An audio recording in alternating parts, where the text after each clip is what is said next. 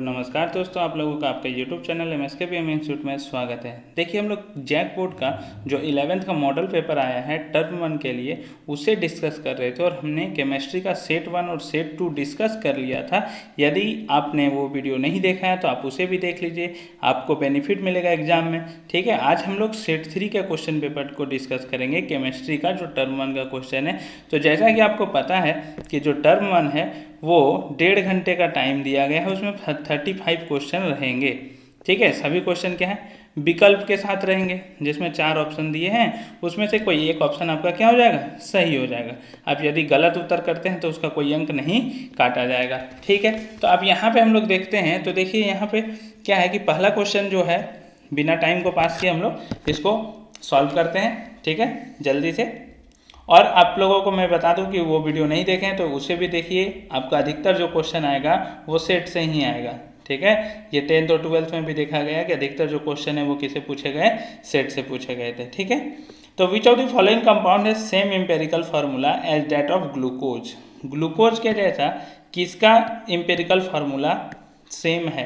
तो देखिए, ग्लूकोज का सबसे पहले आपको फार्मूला पता होना चाहिए। तो ग्लूकोज क्या होता है, C6H12O6। ठीक है, इसका मतलब यदि मैं एम्पेरिकल फार्मूला की बात करूं तो ये सिंपलेस्ट फॉर्म में इस तरह हम लोग लिख सकते हैं, CH2O का होल 6, CH2O का होल 6। मतलब कार्बन, हाइड्रोजन और ऑक्सीजन में रेशियो कितना है, 1:2:1 का है। Carbon 1, hydrogen 2, oxygen 1। तो यहाँ पे देखिए आप, इसमें 2 कार्बन है, हाइड्रोजन 4 है, ऑक्सीजन 1 है, तो ये नहीं है। इसमें देखिए कार्बन 2 है, हाइड्रोजन यदि हम बात करें तो 4 है, और ऑक्सीजन जो है वो 2 है। तो यहाँ पे हम लोग लिख सकते हैं CH2O का होल 2। तो हम लोग का ऑप्शन कौन सा हो जाएगा, बी नंबर ऑप्शन हो जाएगा। ठीक है, जिसका एम्पेरिकल फार्मूला ग्लूकोज से मैच करता है। अगला क्वेश्चन यदि हम लोग देखें तो देखिए अगला क्वेश्चन क्या दिया गया हम लोग के पास, the following quantum numbers are possible for how many orbitals. ये जो क्वांटम नंबर दिया गया है ये कितने ऑर्बिटल के लिए पॉसिबल हो पाएगा। तो देखिए यहाँ पे यदि हम लोग बात करते हैं कितने ऑर्बिटल के लिए पॉसिबल हो पाएगा, तो देखिए n दिया हुआ 3, l दिया हुआ 2 और m दिया हुआ +2। तो आपको पता होगा कि यदि n 3 है तो l का वैल्यू 0 to n-1 हो सकता है।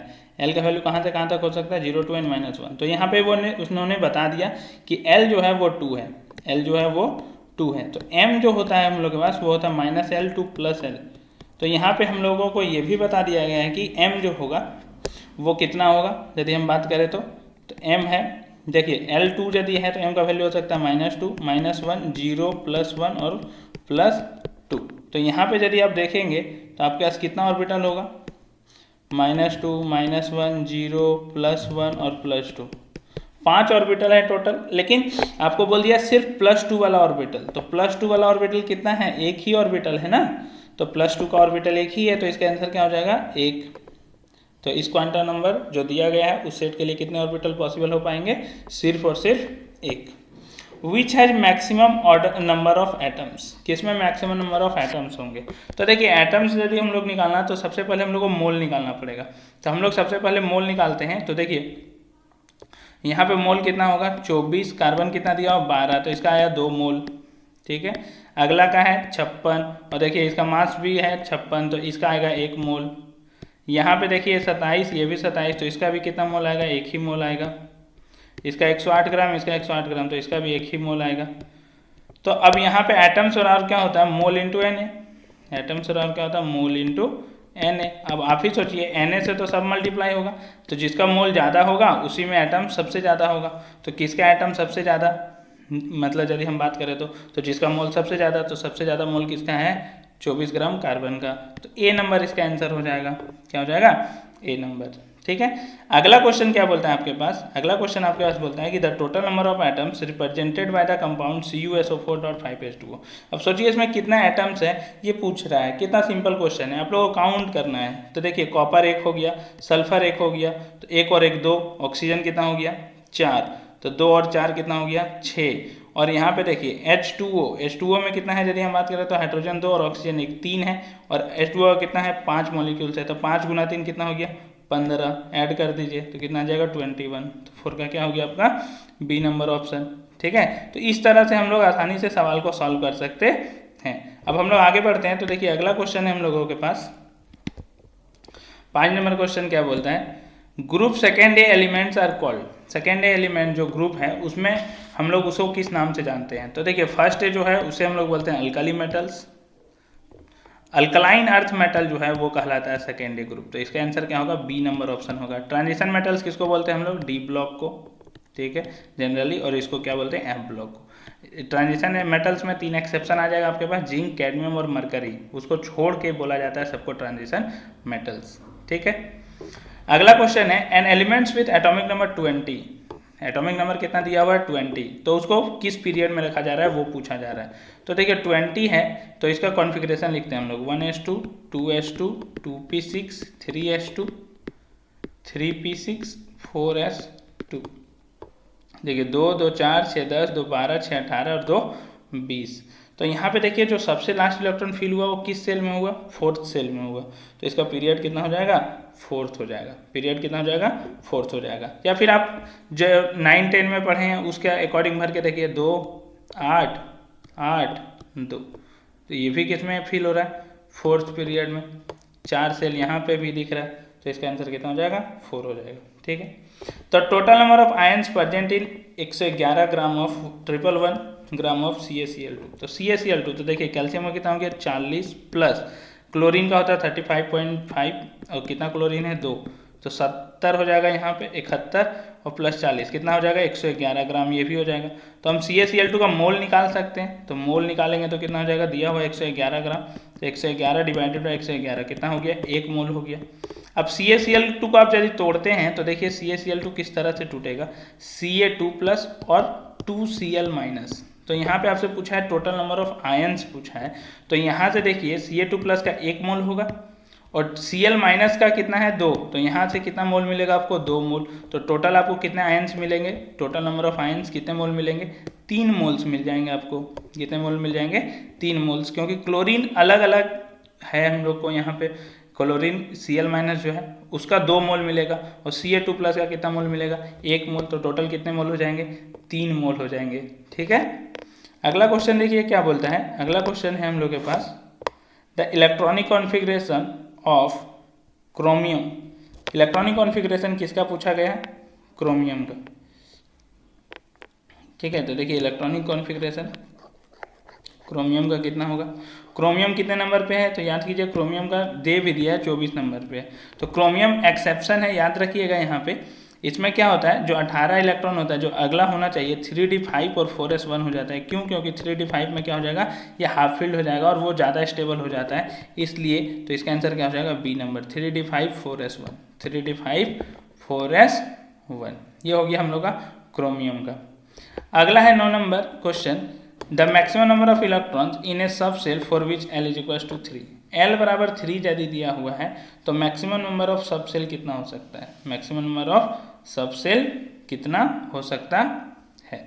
तो देखिए यदि हम बात करें मैक्सिमम नंबर ऑफ इलेक्ट्रॉन्स बोला है, मैक्सिमम नंबर ऑफ इलेक्ट्रॉन्स बोला है, sorry maximum number of electron in a subshell, तो L बराबर 3 दिया गया है। तो यहाँ से मैं बोल सकता हूँ कि M जो होगा वो क्या क्या हो सकता है, M जो होता है वो अभी हम लोग देखे थे -L 2 + L होता है, तो मतलब -3 होगा, -2 होगा, -1 होगा, फिर 0 होगा, फिर +1 होगा, फिर +2 होगा और फिर +3 होगा। तो यहाँ पे आप गौर कीजिए, तो एक हुआ -3 -2 -1 0 +1 +2 और +3, तो 1 2 3 4 5 6 7 और हर में 2 इलेक्ट्रॉन रख सकते हैं, तो 2 × 7 कितना हो जाएंगे 14 इलेक्ट्रॉन। तो अधिक से अधिक कितने इलेक्ट्रॉन हो सकते हैं, मैक्सिमम 14 इलेक्ट्रॉन रख सकते हैं इस सब सेल में। L बराबर 3 में कितने electron, 14 electron. The most electronegative element of the periodic table is, ये तो सबको पता होना चाहिए, पिछले सेट का भी क्वेश्चन है, ठीक है। यदि आपको याद होगा तो मैंने बताया था सबसे ज़्यादा इलेक्ट्रोनेगेटिव एलिमेंट जो अब इलेक्ट्रॉन का जो शेयर्ड पेड इलेक्ट्रॉन है जो अपनी ओर रख सकता है वो कौन है, फ्लोरीन है। कौन है, फ्लोरीन है। अब देखिए अगला क्वेश्चन क्या बोलता है, विच of the following is not correct, इसमें से कौन करेक्ट नहीं है। तो देखिए 180 बराबर 760 mm ऑफ Hg होता है, 180 बराबर 760 टॉर ये भी होता है, तो ये भी सही है। 180 बराबर 1.01 बार ये भी सही है। तो गलत कौन सा है, डी नंबर गलत है। क्या गलत है इसमें, 180 बराबर क्या होता है 1.01 × 10⁵ पास्कल होता है। इसके आगे भी होता है 1.01325, तो हम लोग सिंपली उसको 1.01 लिख दिए हैं, तो ये होता है। ठीक है, जिप्सम का फार्मूला क्या होता है यदि हम बात करें तो जिप्सम का फार्मूला होता है CaSO4.2H2, CaSO4.2H2 कैल्शियम सल्फेट और उसके साथ वाटर का 2 मॉलिक्यूल्स रहता है। ये जो CaSO4.12H2 लिखा हुआ है ये किसका फार्मूला है, प्लास्टर ऑफ पेरिस का, ध्यान में रखिएगा किसका है, प्लास्टर ऑफ पेरिस का। विच of the following pairs contain gaseous heavier than nitrogen, इसमें से कौन है जो नाइट्रोजन से हैवियर गैस कंटेन करता है। तो नाइट्रोजन की यदि हम बात करें तो देखिए नाइट्रोजन का यदि हम बात करें तो नाइट्रोजन का हो जाएगा हम लोग का 18 ग्राम मतलब 28 ग्राम। उससे यदि हम ज़्यादा बात करें तो देखिए यहाँ हीलियम है, हल्का है, ये भी हीलियम है, यहाँ भी हल्का है, यहाँ भी ड्राई एयर है, ये भी हल्का है।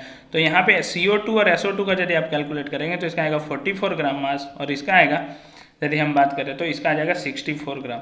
तो हैवियर कौन होगा, CO2 और SO2, तो ये ग्रुप ज़्यादा है, तो 13 का क्या हो गया, A number. CaCa2 react with water, water के साथ रिएक्ट करता है CaCa2, तो क्या देता है, तो देता है एसिटाइलिन। क्या देता है, एसिटाइलिन, C2H2, क्या देता है, C2H2। देखिए ये रिएक्शन है CaC2 प्लस H2O, जब हम रिएक्ट करवाते हैं तो ये क्या करता है, इसके साथ कैल्शियम हाइड्रोक्साइड बना लेता है। ठीक है, कैल्शियम हाइड्रोक्साइड बनाने के साथ साथ C2H2 रिलीज होता है यहाँ पे, जिसे हम लोग क्या बोलते हैं, एसिटाइलिन। क्या बोलते हैं, एसिटाइलिन। ठीक है, यही यदि ऑप्शन में यदि हम बात करें इथाइन रहता तो वो भी हो सकता था, क्योंकि ट्रिपल बॉन्ड हो जाएगा ना, C ट्रिपल बॉन्ड C, यहाँ पे H और यहाँ पे H, तो ट्रिपल बॉन्ड यदि होगा तो आइन बोलेंगे हम लोग, तो इथाइन भी इसी को बोल सकते हैं हम लोग। ठीक है, ऑप्शन में इथाइन नहीं था, एसिटाइलिन था, तो एसिटाइलिन होगी आपका इस क्वेश्चन का आंसर। अब देखिए अगला क्वेश्चन यदि हम लोग पढ़ते हैं तो अगला क्वेश्चन क्या दिया गया है, तो देखिए अगला क्वेश्चन है हम लोगों के पास,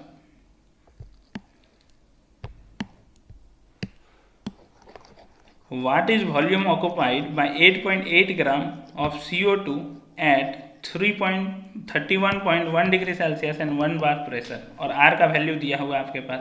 तो देखिए आप हम लोग को पता है कि PV बराबर क्या होता है, nRT, PV बराबर क्या होता है, nRT, तो V बराबर क्या हो जाएगा, nRT बाई P। अब देखिए सबका वैल्यू दिया हुआ है, यदि हम बात करें तो अब बोलिए सर n कहाँ दिया हुआ है, n मतलब मोल, तो मोल निकाल लेंगे ना हम लोग, 8.8 ग्राम दिया हुआ है और CO2 दिया हुआ है, तो मोल बराबर क्या हो जाएगा, 8.8 डिवाइडेड बाई 44, ये हो गया उतना मोल, और R दिया ही है। यदि आप बात करें तो बार में दिया हुआ है, लीटर में है, और ये केल्विन में है, केल्विन -1। यहाँ पे भी देखिए प्रेशर बार में है, यहाँ पे टेम्परेचर डिग्री सेल्सियस में है, तो उसे हम लोगों को क्या बदलना पड़ेगा, केल्विन में बदलना पड़ेगा। तो 31.1 डिग्री जो है उसमें हम लोग 273 ऐड कर देते हैं, तो आपके पास आ जाएगा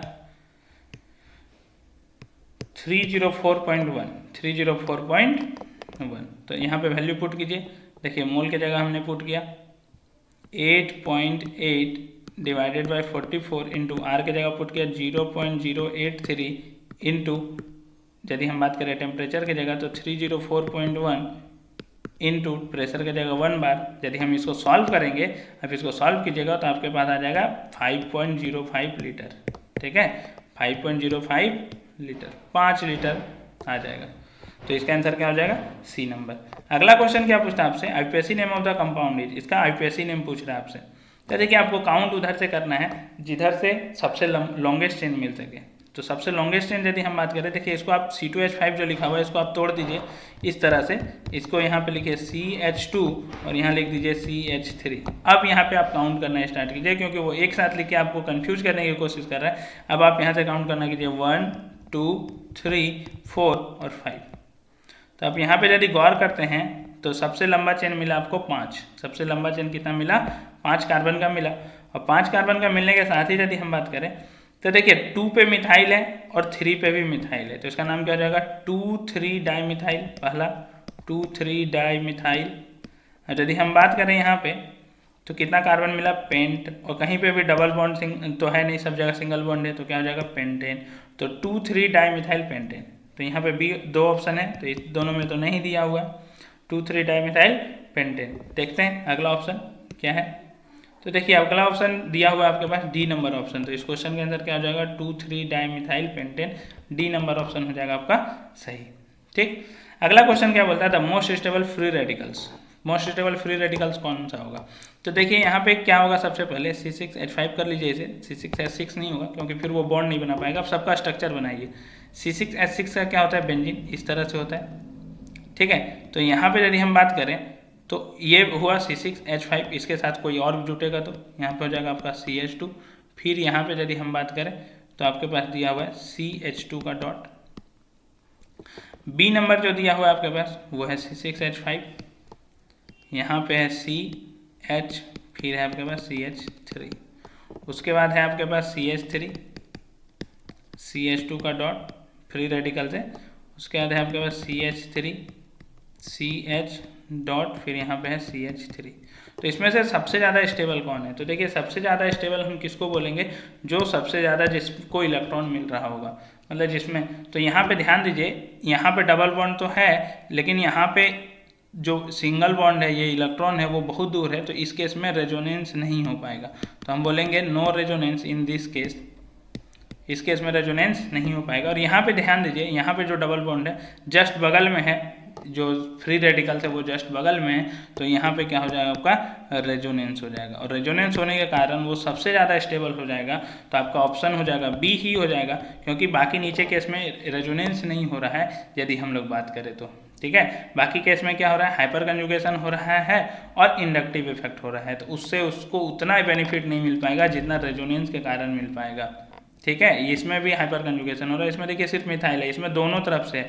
तो यदि आपसे पूछा जाए कि इसमें सबसे ज़्यादा स्टेबल कौन है फ्री रेडिकल्स में, तो सबसे ज़्यादा रेडिकल्स कौन सा हो जाएगा, बी नंबर। और इस दोनों में यदि पूछा जाए तो नीचे वाला ये जो है वो ज़्यादा स्टेबल है, क्योंकि दोनों तरफ से उसको इलेक्ट्रॉन मिल रहा है। ठीक है, तो हम लोग रेजोनेंस चेक करेंगे। अगला क्वेश्चन क्या दिया गया है, देखिए, विच of the following metal is not manufactured by electrolysis. इसमें से कौन मेटल्स जो है इलेक्ट्रोलिसिस के द्वारा नहीं बनाया जाता है। तो इलेक्ट्रोलिसिस से कौन नहीं बनाया जाता है यदि हम बात करें तो इसका आंसर है आयरन। ठीक है, आयरन को हम लोग बेसिकली जो ब्लास्ट फर्नेस होता है उसमें प्रिपेयर करते हैं, उसके अलावा जो आपका दिया हुआ सोडियम, मैग्नीशियम, एल्यूमिनियम सबको इलेक्ट्रोलिसिस से बनाते हैं। तो नॉट मैन्युफैक्चर्ड में क्या हो जाएगा, आयरन। आयरन को हम लोग इलेक्ट्रोलिसिस प्रोसेस के थ्रू नहीं बनाते हैं। तो देखिए अगला क्वेश्चन इसके बाद हम लोग देखते हैं, तो क्या दिया गया है अगला क्वेश्चन हम लोग के पास, यहाँ पे है इन द मॉलिक्यूल्स दिया गया है, जो सिंगल बॉन्ड है कार्बन और कार्बन, इसका हाइब्रिडाइजेशन निकालने बोला है। तो इस कार्बन को आप यदि ध्यान से देखिए तो कार्बन ट्रिपल बॉन्ड बना रहा है इधर, और इधर सिंगल बॉन्ड, तो एक और एक दो बॉन्ड यदि हम बात करें तो इस कार्बन का हाइब्रिडाइजेशन हुआ sp। और यहाँ पे देखिए ये एक हाइड्रोजन के साथ भी जुड़ा हुआ है। इस हाइड्रोजन को मैं यदि अलग करके दिखाता हूँ, यहाँ से हटा के अलग करके दिखाता हूँ, तो आप देखिए यहाँ पे सिंगल बॉन्ड एक होगा, एक यहाँ पे होगा दो, और एक यहाँ पे हो जाएगा तीन, तो इस कार्बन का हाइब्रिडाइजेशन हो जाएगा sp2। तो sp इस क्वेश्चन का आंसर हो जाएगा, मतलब ए नंबर हो जाएगा sp2। क्या हो जाएगा, sp2। अगला क्वेश्चन है when washing soda is heated. जब वाशिंग सोडा को हीट करते हैं तो क्या होता है, तो वाशिंग सोडा को हीट करने पे क्या होता है, वाटर का जो वेपर होता है वो सब क्या होता है, एवोपरेट हो जाता है, मतलब वाटर वेपर रिलीज होता है। सिंपली वाटर जो है तो क्यों होता है, देखिए वाशिंग सोडा क्या फॉर्मूला Na2CO3.10H2O। यदि आप इसमें इसको हीट कीजिएगा तो पानी जो है वो निकल जाएगा, और ये क्या बन जाएगा, एनहाइड्रस सोडियम कार्बोनेट बन जाएगा। तो क्या रिलीज होगा, वाटर वेपर रिलीज होगा। ठीक है, the number of atoms of oxygen present in 10.6 gram Na2CO3 will be. कितना ऑक्सीजन के एटम्स प्रेजेंट है यदि हम लोग बात करते हैं तो 10.6 ग्राम Na2CO3 में। तो सबसे पहले हम लोग को मोल निकालना पड़ेगा। तो मोल क्या होगा, 10.6 डिवाइडेड बाय इसका हम लोग मतलब मोलिकुलर फार्मूला यदि निकालते हैं तो सोडियम का होता है 23, और 23 सोडियम कितना है 2, 23 गुना 2 प्लस कार्बन है तो कार्बन का हो जाएगा 12 प्लस ऑक्सीजन का है 16, 16 गुना 3 हो जाएगा 48। तो आपका ऐसा गया 48 प्लस 46 प्लस 12 42। तो यहाँ पे ऐड करेंगे तो कितना हो जाएगा 6 4 4 8 और 9 रेक्टे 106, मतलब यहाँ से आ गया आपका 0.1 मोल। कितना आ गया 0.1 मोल। ठीक है, तो अब यहाँ पे यदि हम बात करें सिर्फ एटम्स का बात करें तो एटम्स कितना हो जाएगा, मोल इंटू Na, तो 0.1 इंटू Na हो गया। Na का वैल्यू 6.022 इंटू 10 की पावर 23। लेकिन यहाँ पे देखिए ऑक्सीजन का कितना एटम्स है 3, तो 3 से हम यदि मल्टीप्लाई करते हैं, ऑक्सीजन का एटम्स बोला है ना आपके पास, तो 3 से हमको मल्टीप्लाई करना पड़ेगा। तो देखिए आपका आंसर कितना हो जाएगा 0.1 इंटू 6.022 इंटू 10 की पावर 23 इंटू 3। अब यहाँ पे यदि आप इसको मल्टीप्लाई करते हैं तो देखिए 6 और 3 आपस में मल्टीप्लाई हो जाएगा तो हो जाएगा 6 3 18.066 इंटू 10 की पावर, देखिए यहाँ पे 1/10, यहाँ पे 23 है तो 22 हो जाएगा। तो देखिए ये ऑप्शन आपको कहीं नहीं दिख रहा है, तब यदि हम बात करें इसको 10 से डिवाइड कर देते हैं और 10 से मल्टीप्लाई कर देते हैं तो ये बन जाएगा 1.806 इंटू 10 की पावर 23। सी नंबर ऑप्शन हो जाएगा आपका राइट आंसर। क्या हो जाएगा? सी नंबर 1.806 इंटू 10 की पावर 23 ऑक्सीजन का एटम प्रेजेंट होगा इसमें। ठीक है, अब अगले क्वेश्चन की ओर आगे बढ़ते हैं। तो देखिए अगला क्वेश्चन क्या दिया गया, विच ऑफ द फॉलोइंग, क्या क्वेश्चन है, which one of the following pair of ions have the same electronic configuration, किसका इलेक्ट्रॉनिक कॉन्फ़िगरेशन सेम होगा। तो इलेक्ट्रॉनिक कॉन्फ़िगरेशन सेम होगा तो सबसे पहले आप ध्यान रखिए कि उन लोग का जितना भी इलेक्ट्रॉन का संख्या होगा दोनों में सेम होना चाहिए। तो अब देखिए यहाँ पे ये क्रोमियम 24 नंबर पे, ये है 26 नंबर पे, और उसमें से 3 निकाल रहे हैं तो कभी सेम हो नहीं सकता है। आयरन की यदि बात करें तो ये है 26 नंबर पे और ये है 25 नंबर पे। अब देखिए इसमें से 3 इलेक्ट्रॉन निकल रहा है और इसमें से 2 इलेक्ट्रॉन निकल रहा है। तो Fe3+ का यदि हम बात करें, Fe का बात करें तो कॉन्फ़िगरेशन क्या होता है, आर्गन, ठीक है, आर्गन 3d6 4s2। और मैग्नीज का क्या होता है, आर्गन, आर्गन तो फिक्स है दोनों में, इसका होता है 3d5 4s2। अब यहाँ से आप देखिए कि 2 इलेक्ट्रॉन इसमें से निकालना है, 3 इलेक्ट्रॉन, तो 2 इलेक्ट्रॉन यहाँ से निकला और यहाँ से 1 निकलेगा तो हो जाएगा 3d5, और यहाँ से सिर्फ 2 निकलेगा तो ये हो जाएगा। तो देखिए आर्गन 3d5, आर्गन 3d5 दोनों में है तो बी हो जाएगा आपका राइट आंसर। ठीक है, ये नहीं हो पाएगा, देखिए ये 26 पे है और कोबाल्ट जो है वो 27 पे है और दोनों से 3 इलेक्ट्रॉन निकाल रहे हैं सेम इलेक्ट्रॉन, तो सेम तो हो नहीं पाएगा। स्कैंडियम की यदि बात करें तो 21 नंबर पे और ये क्रोमियम जो है 24 नंबर पे, दोनों से 3 इलेक्ट्रॉन निकालने नहीं हो पाएगा। तो आपका क्या हो जाएगा, बी नंबर ऑप्शन हो जाएगा कि जिसका इलेक्ट्रॉनिक कॉन्फ़िगरेशन क्या है, सेम है। ठीक, अगले क्वेश्चन की ओर आगे बढ़ते हैं। तो देखिए अगला क्वेश्चन क्या दिया हुआ है, the ratio of radii of first orbit of hydrogen helium plus और Li2+ क्या होगा। तो देखिए हम लोग को पता है, यदि हम बात करें तो 0.529 n² होता है।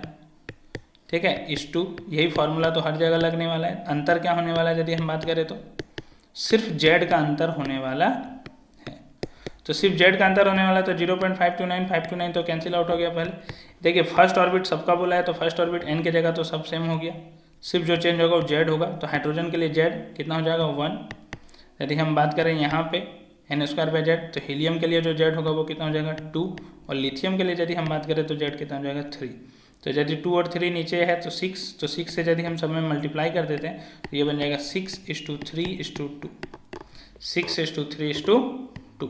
बी नंबर ऑप्शन हो जाएगा इसका 6:3:2। अगला क्वेश्चन है, the ratio of number of moles of solute to number of moles in solution. देखिए ऊपर में है मोल्स ऑफ सॉल्यूट और नीचे लिखा हुआ है total number of moles, total number of moles. ये क्या देता है हम लोग को, मोल फ्रैक्शन। क्या देता है, मोल फ्रैक्शन। मोलैलिटी के बारे में हम लोग पहले बात कर चुके हैं, सेट में पूछा था पहले, मोल्स पर लीटर होता है। मोलैलिटी के बारे में भी बात कर चुके हैं, मोल्स पर केजी सॉल्वेंट होता है। नॉर्मेलिटी के भी बारे में बात कर चुके हैं, मोलैलिटी इंटू n फैक्टर होता है। तो यहाँ पे क्या हो जाएगा इस क्वेश्चन का आंसर, मोल फ्रैक्शन। अगला क्वेश्चन क्या दिया गया, no 2 electrons in an atom can have same set of all the 4 quantum number. ये किसने कहा था, पॉली ने कहा था। तो ये किसका प्रिंसिपल हो जाएगा, पॉली एक्सक्लूजन प्रिंसिपल।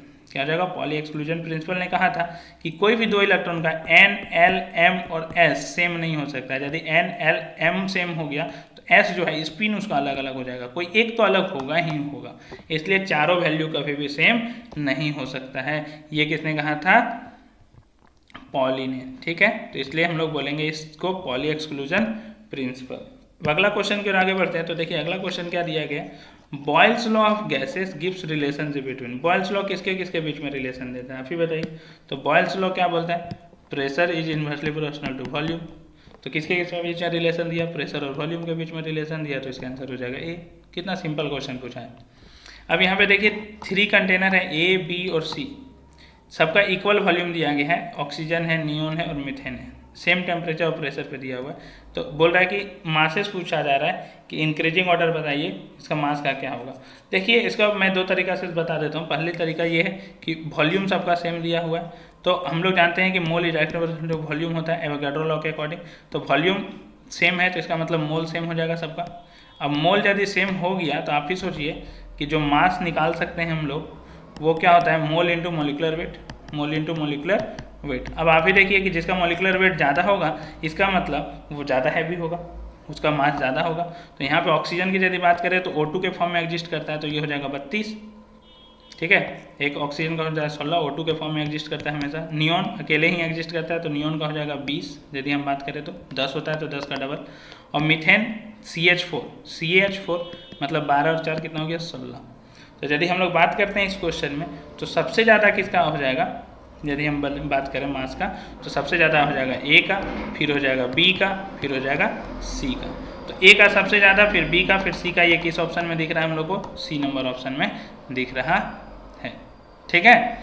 या फिर आप डेंसिटी के हिसाब से भी जा सकते हैं। डेंसिटी के हिसाब से आप यदि देखिएगा तो सबसे ज़्यादा आपको डेंसिटी मिलेगा O2 का, सब उसके बाद मिलेगा नियॉन का, फिर मिलेगा आपको मीथेन का, ठीक है। आप उस तरह से भी जा सकते हैं, लेकिन उसमें डेंसिटी का वैल्यू आपको ध्यान में रखना पड़ेगा, इसलिए आप इस मेथड को प्रिफर कीजिए, आपका आसानी से सवाल सॉल्व हो जाएगा।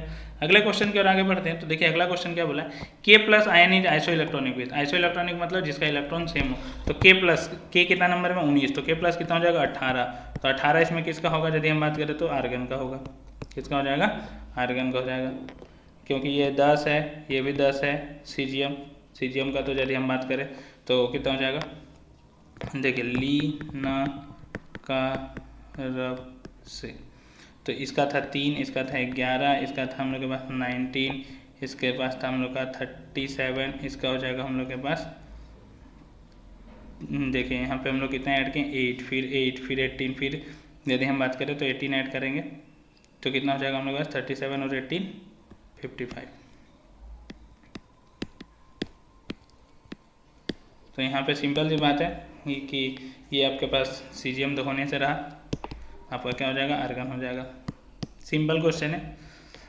Which one of the following is not an electrophile. इसमें से कौन इलेक्ट्रोफाइल नहीं है यदि बात किया जाए तो इलेक्ट्रोफाइल किसको बोला जाता है, जिसके पास इलेक्ट्रॉन का कमी होता है, ठीक है, जिसको इलेक्ट्रॉन का कमी होता है। तो नॉट बोला है तो मतलब जो इलेक्ट्रोफाइल नहीं है, तो देखिए प्लस लगा हुआ है, इलेक्ट्रॉन का कमी है, यहाँ भी प्लस लगा हुआ है, इलेक्ट्रॉन का BF3 जो लगा हुआ है, B और 3 बॉन्ड बना रहा है फ्लोरीन के साथ।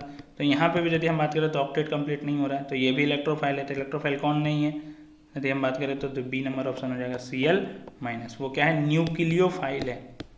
क्या है, न्यूक्लियोफाइल। अगला क्वेश्चन है, heterolytic cleavage of CX bond में रिजल्ट इन फॉर्मेशन ऑफ। तो देखिए जब होमोलिटिक क्लीवेज होता है, यहाँ पे ध्यान में ये भी रख लीजिए, जब होमोलिटिक क्लीवेज होता है, ठीक है, तो हम लोग को मिलता है फ्री रेडिकल्स होमोलिटिक होने पे।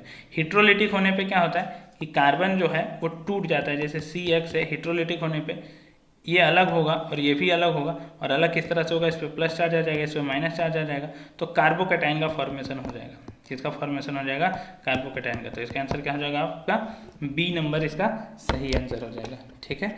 अब हम लोग आगे बढ़ते हैं। तो देखिए अगला क्वेश्चन क्या है, the correct order of decreasing ionisation energy is. Ionisation energy का करेक्ट ऑर्डर डिक्रीजिंग में बताना है आप लोग को। तो देखिए यदि हम बात करें तो इसमें किसके बारे में पूछा है, तो सबसे पहले है लिथियम, फिर है बेरिलियम, फिर है बोरॉन, फिर है कार्बन।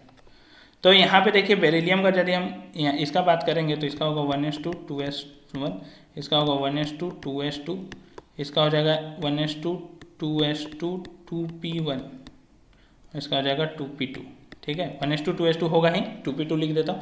तो ये देखिए बेरिलियम जो है वो 2s ऑर्बिटल जो है वो फुल्ली फिल्ड है। तो s ऑर्बिटल फुल्ली फिल्ड है तो उससे इलेक्ट्रॉन आसानी से नहीं निकाल सकते। आयोनाइजेशन एनर्जी क्या होता है कि इलेक्ट्रॉन निकालने में हमको कम से कम कितना एनर्जी देना पड़ रहा है। तो बेरिलियम का अपने अगल और बगल वाले से लिथियम और बोरॉन से सबसे ज़्यादा होगा। तो यदि हम बात करें तो सबसे ज़्यादा जो आयोनाइजेशन एनर्जी होगा वो होगा बेरिलियम का। और हम लोग को पता है कि जैसे लेफ्ट टू राइट जाते हैं आयोनाइजेशन एनर्जी क्या होता है, इंक्रीज करता है। आयोनाइजेशन एनर्जी इंक्रीज करता है तो सबसे ज़्यादा क्या होगा, बेरिलियम का। बेरिलियम के बाद यदि हम लोग बात करें किसका होगा, तो बेरिलियम के बाद देखो लेफ्ट टू राइट जाते हैं तो क्या होता है, आयोनाइजेशन एनर्जी घटता है, ठीक है, मतलब लेफ्ट टू राइट जाने पे बढ़ता है।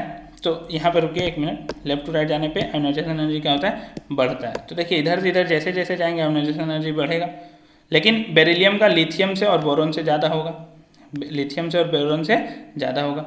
तो इधर बढ़ेगा तो कार्बन का सबसे ज़्यादा हो गया यहाँ पे कार्बन का, और बेरिलियम का इस दोनों से ज़्यादा होगा तो कार्बन के बाद हो जाएगा आपका बेरिलियम। बेरिलियम के बाद कौन होगा यदि हम बात करें तो बेरिलियम के बाद होगा बोरोन। बोरोन के बाद क्या हो जाएगा लिथियम। तो देखिए ये ऑप्शन किस में दिया गया है, carbon, beryllium, boron, lithium, B number option होगा इसका। ठीक है, यहाँ ध्यान दीजिएगा, न्यूटन एनर्जी डिक्रीज इंक्रीज करता है लेफ्ट टू राइट जाने पे, लेफ्ट टू राइट जाने पे इंक्रीज करता है, तो सबसे ज़्यादा होगा कार्बन का। कार्बन का बोरोन का नहीं होगा, बेरिलियम का होगा। क्यों? क्योंकि वो हाफ फील्ड मतलब फुल फील्ड है एस ऑर्बिटल उसका, तो उससे इलेक्ट्रॉन हम जल्दी नहीं निकाल पाएंगे। अगला क्वेश्चन है aldehyde and ketones are. Aldehyde और कीटोन क्या है? तो एल्डिहाइड किसको बोलते हैं हम लोग, देखिए CHO जो ग्रुप होता है इसको हम लोग बोलते हैं एल्डिहाइड। यदि हम लोग इसको इस तरह से तोड़ के दिखाएं तो ये दिखेगा। और कीटोन की यदि हम लोग बात करें तो कीटोन ये होता है दोनों तरफ ग्रुप जोड़ सकता है कार्बन का। तो ये दोनों क्या है? फंक्शनल ग्रुप आइसोमर है। कैसे हैं? दोनों फंक्शनल ग्रुप आइसोमर्स हैं। तो आपका आंसर हो जाएगा ए। अगला क्वेश्चन है the correct sequence of atomic radii. Atomic radii में यदि बात करें तो देखिए सबसे पहले सोडियम, फिर मैग्नीशियम, फिर एल्युमिनियम, फिर सिलिकॉन। तो लेफ्ट टू राइट जाने पे साइज क्या होता है? लेफ्ट टू राइट जाने पे साइज क्या होता है? घटता है। साइज क्या होता है? घटता है, डिक्रीज करता है। तो यदि हम बात करें तो सबसे छोटा साइड हो जाएगा सिलिकॉन का। सिलिकॉन के बाद क्या हो जाएगा? एल्युमिनियम का। एल्युमिनियम के बाद क्या हो जाएगा? मैग्नीशियम का। फिर क्या हो जाएगा? सोडियम का। तो ये ऑप्शन आपको किस में दिख रहा है यदि आप बात करें तो? ठीक है, सबसे छोटा साइज सिलिकॉन का, ठीक, फिर एल्युमिनियम का, फिर मैग्नीशियम का, फिर सोडियम का। इसका मतलब सबसे बड़ा सोडियम का, फिर मैग्नीशियम का, फिर एल्युमिनियम का, फिर सिलिकॉन का। ये किस ऑप्शन में दिया गया? A number option. आपका ए नंबर ऑप्शन हो जाएगा करेक्ट ऑप्शन। अब हम लोग के पास बचा हुआ है सिर्फ और सिर्फ 2 क्वेश्चन। ठीक है, इंडक्टिव इफेक्ट क्या बोलता है? Inductive effect involves. Inductive effect मतलब क्या होता है? देखिए जिसमें डिस्प्लेसमेंट होता है इलेक्ट्रॉन का। और कौन सा इलेक्ट्रॉन का डिस्प्लेसमेंट होता है यदि हम बात करें तो सिग्मा इलेक्ट्रॉन का डिस्प्लेसमेंट होता है। उसमें जो सिंगल बॉन्ड बना हुआ रहता है, सिग्मा बॉन्ड बना हुआ रहता है, उसका डिस्प्लेसमेंट होता है। तो डिस्प्लेसमेंट ऑफ क्या हो जाएगा? Sigma electron. ठीक है, थोड़ा सा डिस्प्ले, डीलोकलाइज नहीं होता है, डीलोकलाइज नहीं होता। पाई इलेक्ट्रॉन का तो होता ही नहीं, तो बाकी सब ऑप्शन होगा नहीं, सिर्फ आपका क्या हो जाएगा? ए नंबर ऑप्शन हो जाएगा। अगला बोलता था following reaction is an example of. Reaction दिया गया है आपके पास, यदि आप रिएक्शन को ध्यान से देखें तो यहाँ पे क्या हुआ? आई पे माइनस चार्ज, इस पे प्लस चार्ज हो रहा होगा, इस पे प्लस चार्ज, इस पे माइनस चार्ज हो रहा होगा। ये OH माइनस क्या किया? OH माइनस क्या किया? इस आयोडीन के जगह जाके वहाँ पे खुद लग गया, देखिए, और ये दोनों एक साथ बाहर हो गए। तो यहाँ पे आप यदि गौर करें तो OH माइनस एक क्या है? न्यूक्लियोफाइल। उसने क्या किया? I माइनस को हटा दिया। तो एक न्यूक्लियोफाइल ने दूसरा न्यूक्लियोफाइल को उसके जगह से हटा दिया, सब्स्टिट्यूट कर दिया। तो इस रिएक्शन को हम लोग क्या बोलेंगे? Nucleophilic substitution reaction. Nucleophilic substitution reaction. ठीक है, इसी के साथ आप लोगों का सेट 1, सेट 2 और सेट 3 केमिस्ट्री का पूरा जो सेट था टर्म 1 के लिए, उससे हम लोगों ने डिस्कस कर लिया। यदि आप लोग नहीं देखे हैं पूरा वीडियो तो उसे देखिए, इससे आपको बहुत ज़्यादा बेनिफिट होगा, आपको इससे बहुत सारा क्वेश्चन मिलेगा। ठीक है, और आपको क्वेश्चन यदि इससे मिलता है तो आप एग्ज़ाम देने के बाद बोलिएगा सर इससे बहुत सारा क्वेश्चन आ गया था, इससे मैंने सारा क्वेश्चन बना दिया। आप हमें कमेंट करके बताइएगा। ठीक है, और आपको ये वीडियो कैसा लगा ये भी हमें कमेंट करके बताइए, और ज़्यादा से ज़्यादा दोस्तों के पास शेयर करें ताकि उन्हें भी इसका लाभ मिल सके। ठीक है, उन्हें भी इसका लाभ मिल सके। और यदि चैनल में नए हैं तो सब्सक्राइब करना ना भूलें, वीडियो को लाइक करना ना भूलें। फिर मिलेंगे हम लोग नेक्स्ट वीडियो में, तब तक के लिए धन्यवाद।